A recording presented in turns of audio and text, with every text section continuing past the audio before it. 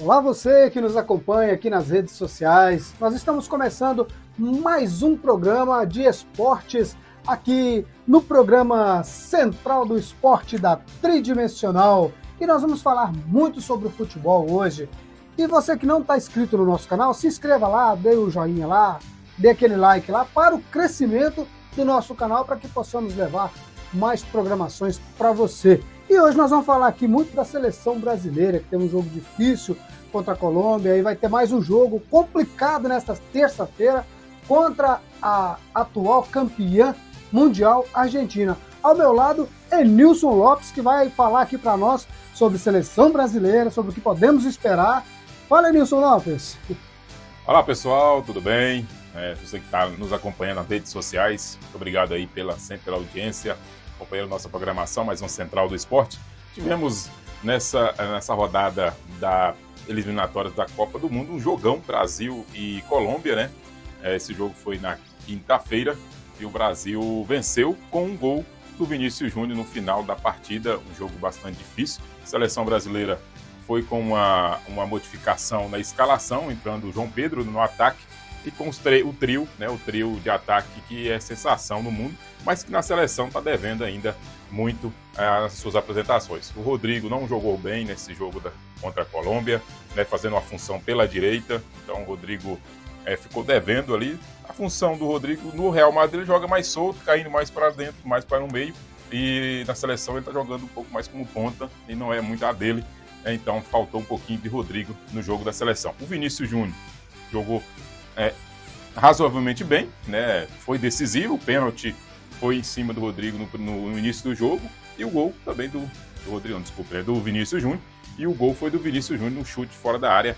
Então o Vinícius Júnior até que enfim chamou a responsabilidade, então a seleção precisa disso. O Rafinha começou até bem, participando bastante do jogo, numa função que ele faz no Barcelona, que é ali no meio, né, articulando o time, mas também em alguns momentos do jogo sumiu. A seleção temos uma dificuldade na saída de bola, no coletivo da seleção ainda falta aquele coletivo de time, né, o toque de bola, então a seleção ainda está devendo um pouquinho nisso. A Colômbia, quando colocou a bola no chão, conseguiu jogar, né, Walter?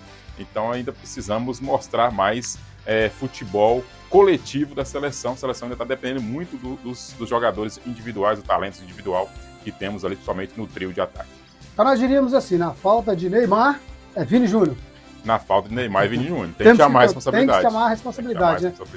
E agora nós vamos ter um jogo muito complicado contra a atual campeã Argentina. O que podemos esperar desse clássico do futebol, né? Nesta terça-feira, né? A Argentina que na sexta-feira venceu o Uruguai por 1-0. Também está sem o Messi, confirmando aí o seu favoritismo, né? Nas eliminatórias. É líder, pode se classificar já para a Copa do Mundo no jogo contra a seleção brasileira, não precisa nem vencer o Brasil, né? Se empatar já classifica, ou até mesmo pode entrar já classificado dependendo do jogo da Bolívia, já que tem 15 pontos de diferença para a Bolívia nas eliminatórias. A Argentina está sem, o Messi está sem, mais um atacante também lá, o principal, fugiu o nome agora do jogador da Argentina também que não joga. Então a Argentina tem alguns desfalques, mas tem forte. Somente com o Almada, né? Thiago Almada, né? E se tratar de Brasil e Argentina, não é fácil, né? O Almada é um grande jogador, viu? Um grande jogador. O Rafinha deu uma pimentada no clássico antes de começar, com uma declaração para entrevista por Romário, na TV Romário, onde ele falou que vai pra porrada com a Argentina. Então, isso aí você já viu, né? Os argentinos já gostam do contato do jogo, então pode ter certeza que o Rafinha vai ser bastante caçado dentro de campo. Como você disse, né? Se tratando de Brasil e Argentina, é pancada mesmo, é porrada. Os argentinos, mesmo que eles não precisem nem vencer a seleção brasileira, que já estão classificados, né? É um jogo pegado. Nós estamos sem o nosso principal, que seria o Neymar, e eles estão sem o principal, que é o Messi. Mas o Brasil teve umas baixas aí nessa semana agora, nisso. Teve alguns jogadores que receberam cartão amarelo, o segundo, né? E está suspenso para esse jogo contra a Argentina. Na zaga vai ter mudança, vai entrar o Murilo, né? No lugar do Gabriel. No meio de campo também serão os dois volantes, foram amarelados, também não joga. O Gerson também foi cortado, né? Sentiu, inclusive durante o jogo. Então entra aí o Joelson, não, o grandão lá, fugiu o nome do Joelson, no lugar do Gerson, e entra também o André no lugar do Bruno Guimarães, ali no meio de campo. Então teremos um meio de campo modificado. Um pouco mais marcador, mas perde em toque de bola, né, ali na parte tática. O Gerson joga muito, ele articula muito o time, então estava ajudando bastante. Na lateral direita teremos uma mudança, o Wesley será titular, né, entrou bem no jogo, né, contra a Colômbia, então o Wesley vai entrar no lugar do Wanderson na lateral direita. E no ataque nós teremos também uma modificação, saindo o João Pedro e entrando aí também o atacante. Agora eu estou ruim de lembrar dos nomes hoje. O nome dos jogadores, né? Hoje. Mas teremos 6 mudanças. Teremos 6 mudanças na seleção brasileira.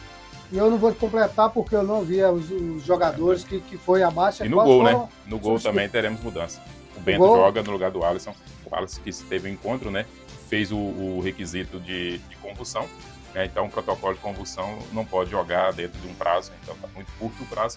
Então o Alisson foi cortado, o Bento será titular. O goleiro do Palmeiras, o goleiro do Palmeiras foi chamado para o lugar do Alisson, mas o titular será o Bento nesse jogo contra a Argentina. O goleiro do Palmeiras é o Everton. Everton. Se fosse, no meu caso... O Everson, né? Trocava o E pelo W, né? O Everton. Se fosse o Everson, então, eu poderia ser o Everson também, né? Poderia dar uma oportunidade para ele, que é um grande jogador. Mas e se tratando de seleção brasileira, Enilson? O que nós podemos esperar da nossa seleção brasileira para a Copa do Mundo, Enilson? Ainda precisa melhorar muito ainda, igual a gente fala. Difícil, principalmente como conjunto, né? A gente vê que algumas seleções estão à frente da seleção brasileira, as seleções europeias principalmente. E claro que no futebol sul-americano também nós vemos que a Argentina está à frente da seleção. Aí eu coloco até a Colômbia também um pouco à frente da seleção brasileira. Mas claro que a seleção tem alguns talentos individuais que podem ser decisivos em jogos de Copa do Mundo. São um tiro curto, né? Só 7 jogos. Então esses jogadores decisivos podem ser fundamental na Copa. Mas hoje, se tratando, a seleção não entra como favorita na Copa do Mundo. A nossa seleção, que sempre foi a temida, né? Por todos os países, por todas as outras seleções, hoje já não somos mais. Na verdade, nós não somos. Nós vimos aí uma prévia ontem, não sei se todos aí acompanharam ontem, né? A UEFA. Rapaz, a Liga das Nações, né? A Liga das Nações, só jogo. São seleções que nós vamos encarar na próxima Copa do Mundo. Não é verdade? É verdade. Tivemos 4 clássicos, né? Grandes jogos. Tivemos Alemanha e Itália, um jogão, né? Assisti esse jogo. 3x3, né? Algumas lambanças, mas...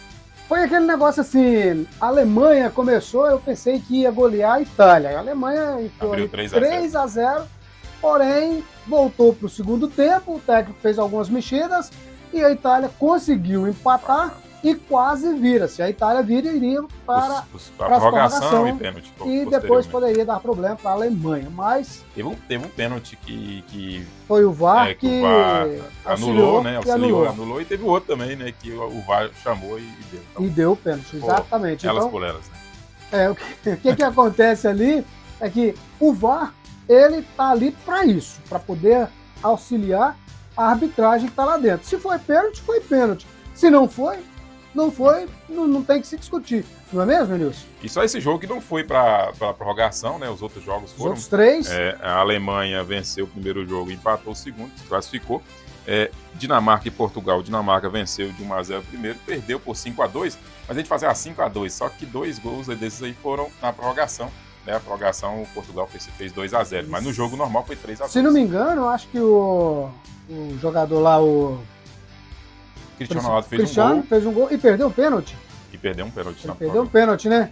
Não, Cristiano Ronaldo. Acho que ele perdeu um pênalti. E fez um gol.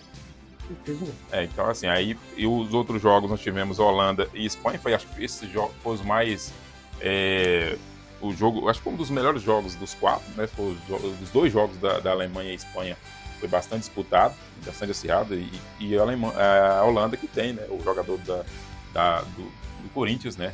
O Memphis Depay. Tá lá e fez gol, né? Fez um gol de pênalti. Mas saíram criticados, viu? Muito criticado lá e tal. Mas eu acho que ele jogou até bem, né? Não só ele, o conjunto ali, né? Porque eles foram eliminados para para a Espanha, né? Então o pessoal lá não... Eles perdeu a classificação no primeiro jogo, porque eles estavam com um jogador, se não me engano, um jogador a mais no primeiro jogo e teve a chance de ganhar, estava vencendo, deixou a Espanha empatar no finalzinho.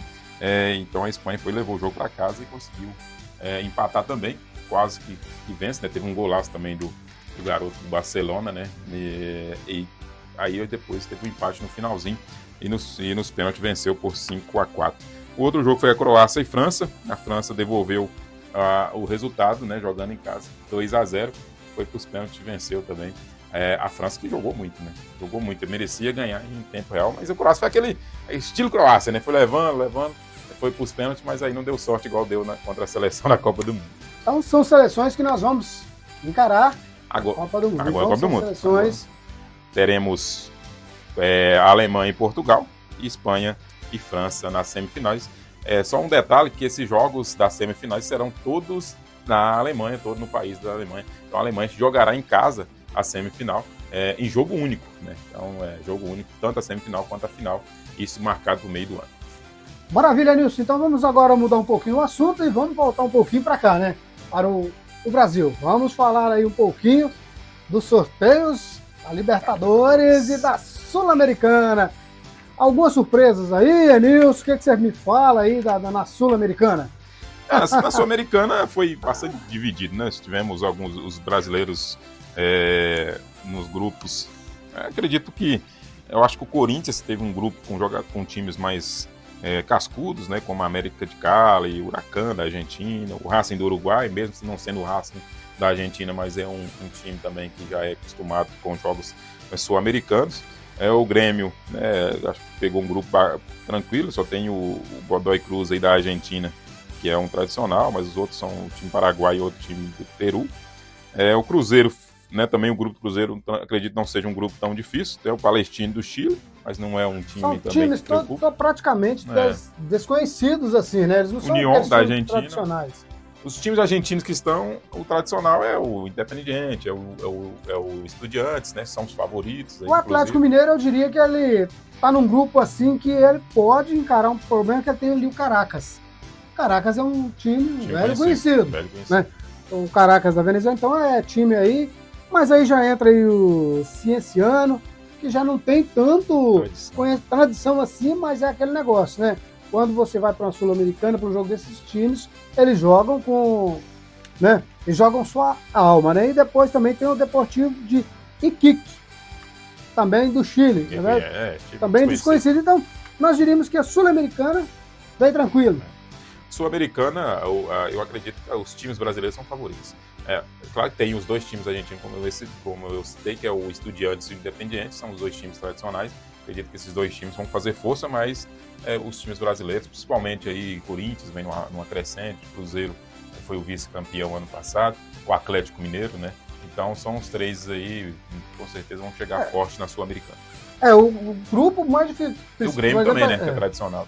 Podemos dizer que o grupo mais difícil mesmo ficou mesmo aí o do Corinthians, que tem o América de Cali, o Huracan, da Argentina, o Racing do Uruguai. Sim. São times tradicionais, então para o Corinthians, eu diria assim que foi a pior chave a do Corinthians. Os outros eu acredito que tem condições de passar. Diz que acho que dá para passar todos os brasileiros, né? Não com tranquilidade, vamos ver, né? Porque nós terminamos o estadual agora, né? O Vitória que é estreante, né? Tem o Vasco tá também contra o Lanús no grupo G, né? O Fluminense também tradicional, tem o Once Caldas, né? Que já é conhecido também, o da Colômbia.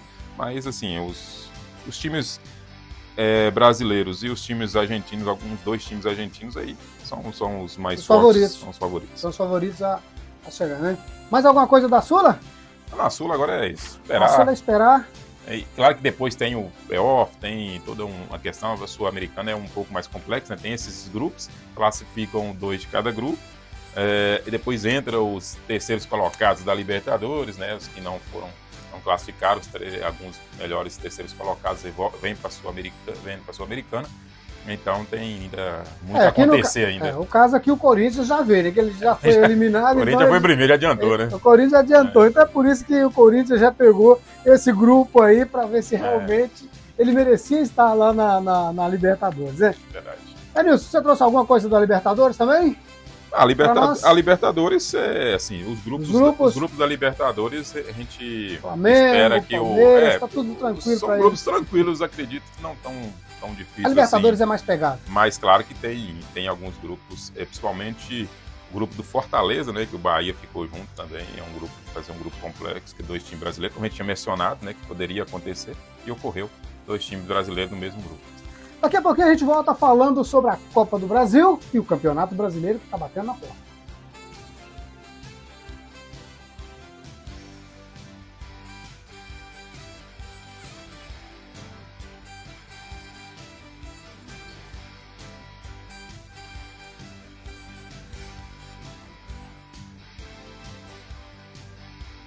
E agora vamos voltar falando aqui, Enilson, da Copa do Brasil, que está dando sequência, e também do Campeonato Brasileiro, que já está batendo na porta. Próximo sábado temos grandes jogos. E aí, Enilson? Estreia aqui na tridimensional, brincadeira. Não, mas teremos grandes jogos no Campeonato Brasileiro. A gente vai estar, com certeza, acompanhando cada rodada e trazendo para vocês, analisando cada rodada. Temos alguns favoritos aí no Brasileirão, né? Todo ano, mas é o campeonato mais difícil do mundo. É claro que já vai começar com um grande clássico nacional, que é Palmeiras e Botafogo, na abertura do campeonato. E os 2 últimos campeões brasileiros estreado domingo. Esse jogo seria no sábado, e depois, por questão de transmissão, né, e passou para o domingo, que vai ser um jogo transmitido aí pela Rede Globo. E como nós somos aqui atleticanos e cruzeirenses, né? O Atlético já encara um clássico, né? Que é o Grêmio. E o meu amigo Cruzeiro vai pegar o Mirassol, né? Vai pegar o Mirassol, que é a primeira vez que está na elite do Campeonato Brasileiro. Se eu não me engano, é a primeira vez, né? Primeira vez. E nós podemos esperar grandes jogos, né, do Campeonato Brasileiro, porque nós temos aqui de volta... são vários jogadores que estavam fora, inclusive Neymar, né? A gente pode colocar o Oscar e outros mais que voltaram da Europa, né, dos jogos que eles estavam fora, para atuar no Brasil. Então nós podemos esperar esse ano um Campeonato Brasileiro com muita pegada. Eu acredito, Enilson, que o Campeonato Brasileiro desse ano deve ser um pouquinho diferente dos demais, devido aos jogadores que vieram, né? E terá um tempero maior, né? Que é a parada no meio do ano do Mundial, né? Então, assim, essa parada pode ser bom ou ruim, né? A gente já vimos isso em época de Copa do Mundo, que times estavam mal no início do campeonato e se recuperam pós-parada, né? Então, isso pode ocorrer novamente em 2025. Então, teremos essa parada aí para o Mundial de Clubes.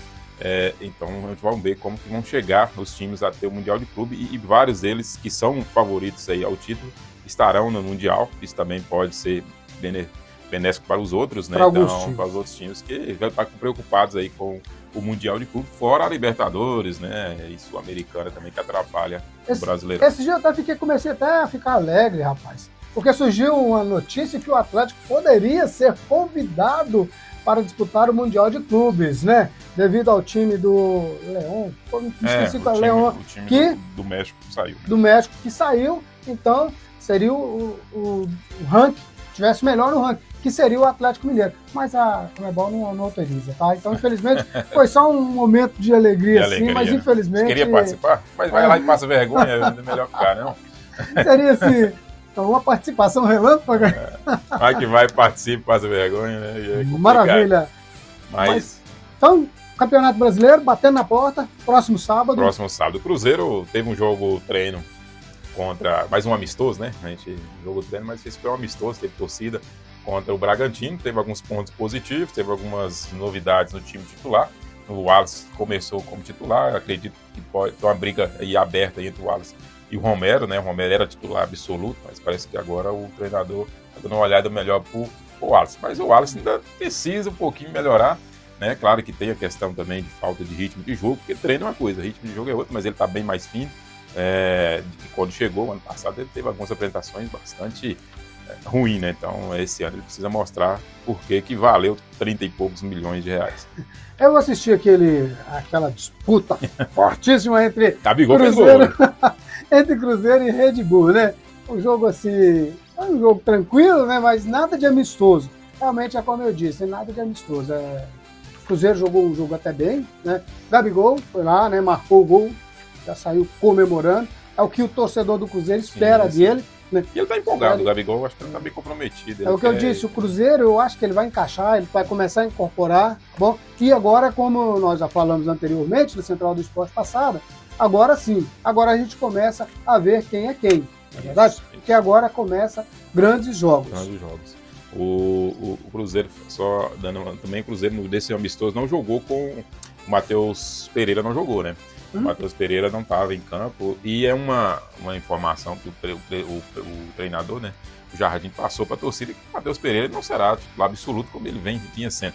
Então, ele vai ter que conquistar o espaço dele, novamente. E é um recado para ele, né? Depois de toda a polêmica que envolveu o Matheus Pereira, acredito que ele agora está mais reservado, e tem que ser assim, tem que mostrar em campo que vale a titularidade. Então, a princípio, o quarteto de ataque é com o Caio Jorge e Gabigol na frente, e com o Wanderson, que foi contratado do Internacional, e o Dudu. Então são os 4 ali no meio de campo. Aí precisa ajustar esse meio de campo ali com a defesa, né? Porque fica um buraco ali, já que o Matheus Pereira não joga, então fica essa diferença entre os 2 volantes, como o Matheus Henrique é um dos melhores jogadores do time do Cruzeiro. Com essa função de 2 volantes e com 4 lá na frente, ele precisa mais marcar de que sair mais pro jogo, e ele tem um passe, tem uma qualidade, então perde um pouquinho nisso aí. Então isso aí vai ter que ser ajustado para que o time do Cruzeiro possa fazer um bom campeonato. Tudo bem, Nilson, para a gente terminar aqui, né, o Bahia foi campeão, Bahia e Vitória, Bahia foi campeão, Fortaleza perdeu o título pro Ceará campeão com gol Ceará, né? do jogador do ex-corintiano lá, foi lá e fez gol. Então, aí, mais 2 campeões esse final de semana, né, que no Bahia saiu campeão. Né, no clássico vovô, né, o Ceará foi campeão. Em cima do Fortaleza aí. Lembrando que os 4 estão todos na Série A, né? Então são 4 times de Série A. 4. Falar nisso, o Nordeste, esse ano é o ano que ele tem mais times na Série A, viu? Vitória, Bahia, Sport, Fortaleza e Ceará. E Ceará, exatamente. Então, esse ano o Nordeste veio forte. Veio forte. Beleza, Nilson? São 4 times. Então, 5 times que vão dar trabalho. Mais alguma coisa, Nilson? Para a Central de Esporte dessa... a Copa do Brasil, a gente tinha mencionado a Copa do Brasil, entrar lá numa fase aí, né, já a terceira fase, já visando aí já as oitavas, né? Então já chegando, né, nas fases decisivas aí, depois vai vir os times que estão disputando a Libertadores. Então a Copa do Brasil, o Cruzeiro entra na próxima fase, né? Como eu já disse anteriormente, ele entra agora na terceira, porque se ele tivesse entrado, ele já estava fora. Então... O Cruzeiro entra na próxima fase aí. Então teremos aí grandes jogos na Copa do Brasil. Copa do Brasil que sempre tem surpresa, né? Então, a gente espera que seja... Claro que os times grandes, eu acredito que com a questão do financeira, eles dão uma atenção maior para a Copa do Brasil. Então quando chega nessas fases aí, os times grandes crescem muito. Cresce muito. É isso aí. Então amanhã temos um grande jogo, né? Brasil e Argentina às 21h30. 21h30, né? Jogaço aí, um clássico. E próximo sábado começamos aí com o Campeonato Brasileiro, e nós estaremos aqui toda segunda-feira, toda terça, para a gente trazer todas as informações de todos os jogos aqui na Central do Esporte, na Tridimensional.